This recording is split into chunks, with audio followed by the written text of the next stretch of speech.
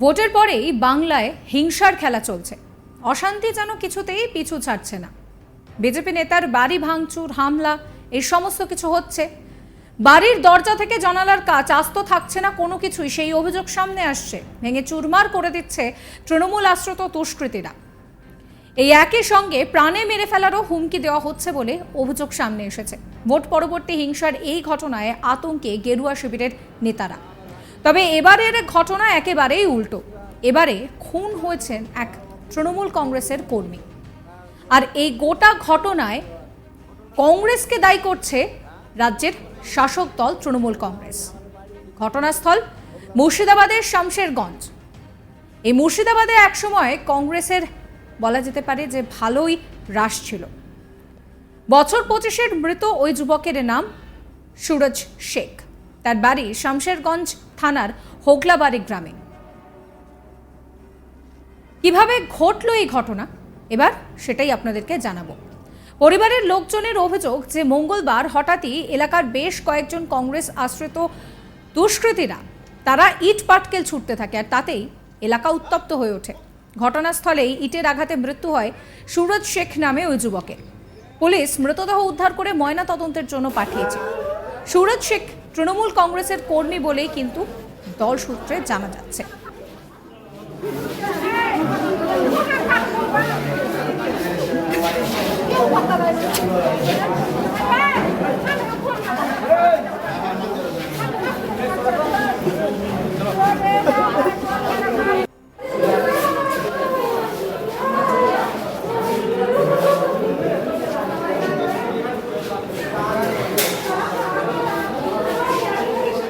এদিকে এই ঘটনার পর থেকেই থমথমে হয়ে রয়েছে গোটা এলাকা। খবর পেয়ে ঘটনাস্থলে আসে শামশেরগঞ্জ থানার পুলিশ। পুরো ঘটনার তদন্ত করে দেখা হচ্ছে পুলিশের পক্ষ থেকে। অভিযোগের তীর কংগ্রেস কর্মী সমর্থকদের দিকে।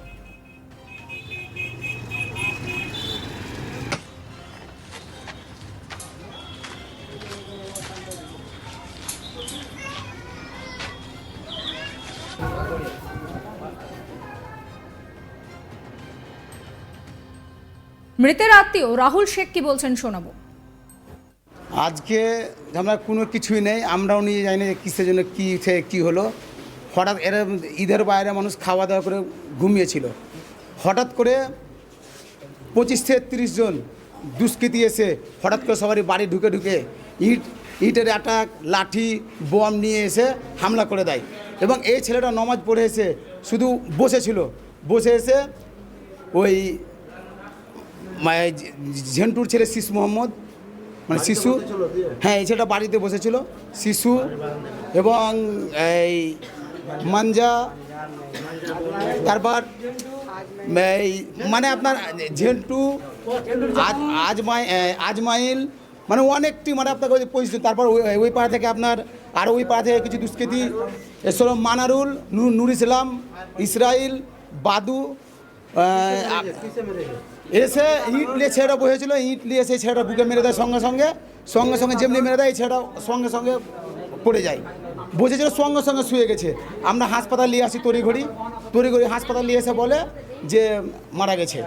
দিয়ে আমরা এখন এখানে এসেছি। আমরা চাই পুলিশ তড়িঘড়ি যারা এই হামলা চালালো হঠাৎ তাদের খুব তাড়াতাড়ি ব্যবস্থা হোক। যদি ব্যবস্থা না হয় আমরা এমন কিছু বাধ্য না করে যে আমরা আইন তুলে নিতে। আমরা চাই না, আমরা আইনের বাইরে নই। একটা ছেলের জান চলে গেল, আর দায়টা কে নিবে? আমরা তো চাই যে সবাই আমরা একসঙ্গে চলবো। ওই জন্য আমরা ঝুট ঝামেলা কোনো কিছু নেই। যে মারা গেছে সুরজ শেখ, বাবার নাম হচ্ছে তফজুল শেখ। হঠাৎ খেয়ে দিয়ে বসেছিল, আচমকা হামলা করে দিল। কিসের জন্য হামলা, কী কারণ আমরা কিছুই জানতে পারলাম না। একটা ছেলেকে মেরে দিল। হামলা করলো ঝেন্টু, আজমাইল, ওই শিশু, ওই মেঘু, তারপর আপনার এই ইসরাইল। কেন হামলা করলো আমরা নিজে যাই না। কিসের জন্য ঝামেলা আমরা বলতে পারবো না। আমাদের গ্রামে কোনো ঝামেলা নেই। আপনারা রিপোর্ট নেন 1 মাস 1.5 মাস 2 মাস, কোনো ঝামেলা নেই আমাদের গ্রামে, কোনো ঝামেলা নেই। আর কিসের জন্য হামলা করলো ওরাই বলতে পারবে। আচমকা এসে হামলা। কতজন জখম হয়েছেন আপনারা? আমাদের জখম হয়েছে 4 জন, আরও 3 জন হাসপাতালে আছে এবং একজন সঙ্গে মারা গেছে। আর 3 জন, একজনের কান কেটে গেছে, অনেক ব্লিডিং হচ্ছে। আপনার একজন পা কেটে গেছে আর একজন হাত কেটে গেছে। পুলিশ গেছে ঘটনা পুলিশ এখন স্পটে আছে, পুলিশ গেছে, পুলিশের কাছে গেছে।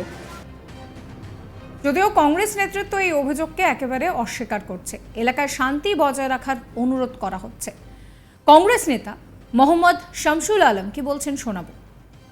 নিহত মানে নিহতই, আমরা খুন খারাপি মারামারি এই নীতি আমরা বিশ্বাস করি না এবং সমর্থনও করি না। যেই বা যারাই মারা যাক না কেন, একজন মানুষ উনি মারা গেছেন,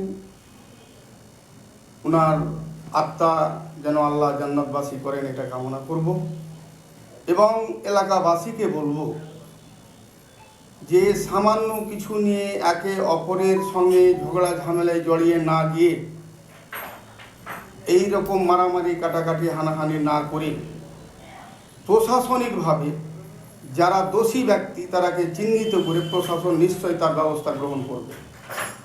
আপনারা এলাকাবাসীকে অনুরোধ করব এলাকায় শান্তি স্থাপন করতে, এবং এখানকার ওসি ওনাকেও অনুরোধ করব ওনার যোগ্যতা নিষ্ঠা দিয়ে উনি যেভাবে শামসারগঞ্জকে কন্ট্রোল করার চেষ্টা করছেন উনি করে যাবেন। এবং যারা আপনার এর সঙ্গে জড়িত, মানে যারা মার্ডারটা হয়েছে বলছে জড়িত, তাদেরকে দোষী চিহ্নিত করে তাদের শাস্তির দাবি রাখছি এবং পাশাপাশি সকলকেই শান্তি স্থাপনের জন্য অনুরোধ আমি করছি। এইরকম কোনো ঘটনা নয়, আমি যেটা শুনলাম আর কি, এই ওদের পড়োশি থেকেই আর কি খবর নিচ্ছিলাম ঘটনাটা ঘটার পরে, তাতে এরকম শুনলাম নাকি যে মোবাইলে মেসেজে চ্যালেঞ্জিং আর কি। আজকাল তো ছেলেপেলেরা মোবাইলে মেসেজ ট্যাসেজ করে চ্যালেঞ্জ করে একে অপরকে, এইটাকে কেন্দ্র করে নাকি ওদের গণ্ডগোলের সূত্রপাত। আর দলীয় এরকম কোনো এখানে আমাদের কোনো সমস্যা নেই, ভোট হয়ে গেছে, মিটে গেছে, মানুষ শান্তিতে বসবাস করছে।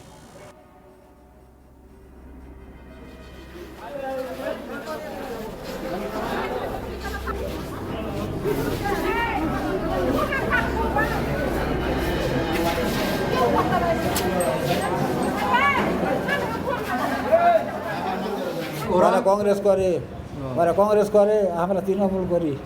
হ্যাঁ তৃণমূল করছেন ওই কারণে মারধর করে আপনাকে? হ্যাঁ হ্যাঁ যে মারা গেছে ওটা কে লাগলো আপনার? আমার ভাতিজা। কি নাম ওর? ওর নাম সুরাজ।